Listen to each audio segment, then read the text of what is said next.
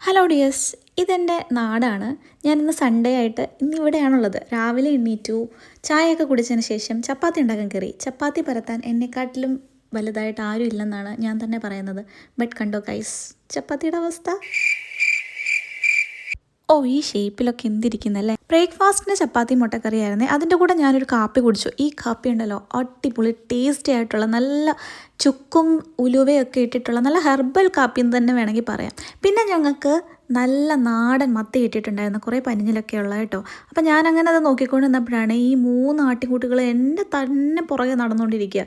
ഇവരെൻ്റെ ഉടുപ്പ് വരെ തിന്നുമോ എന്നുള്ള പേടിയുണ്ട്. ഞാൻ വേഗം അകത്ത് കയറിയിട്ട് ഒരു ഉപ്പിലിട്ട നെല്ലിക്ക കഴിച്ചു. വാവ്, അടിപൊളി, നല്ല ഉപ്പായിരുന്നു. പിന്നെ ഉപ്പിലിട്ടതിന് ഉപ്പല്ലാതെ പിന്നെ മധുരം ഉണ്ടാവും. പിന്നെ ജസ്റ്റ് പുറത്തേക്കൊന്ന് ഇറങ്ങി നോക്കിയപ്പോഴാട്ടോ ഈ പാഷൻ ഫ്രൂട്ട് മരം പടർന്ന് പന്തലിച്ച് അങ്ങ് ടെറസ് വരെ എത്തി.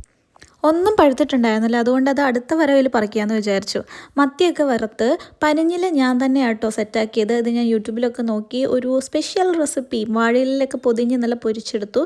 എന്നിട്ട് ഉച്ചയ്ക്ക് ചോറിന് വെള്ളരിക്ക കറിയും മത്തി പൊരിച്ചതും പിന്നെ മത്തിക്കറി, പനിഞ്ഞിൽ ഫ്രൈ, അങ്ങനെ അതെല്ലാം കൂട്ടി നല്ല അടിപൊളി ടേസ്റ്റി ആയിട്ടുള്ള ഫുഡായിരുന്നു കേട്ടോ. വാവ്, ഇതിനു വേണ്ടിയാണ് ഞാൻ ഇങ്ങോട്ട് വരുന്നത്. അങ്ങനെ ലഞ്ച് നല്ല വിഭവസമൃദ്ധമായിട്ടുണ്ട് കഴിഞ്ഞു.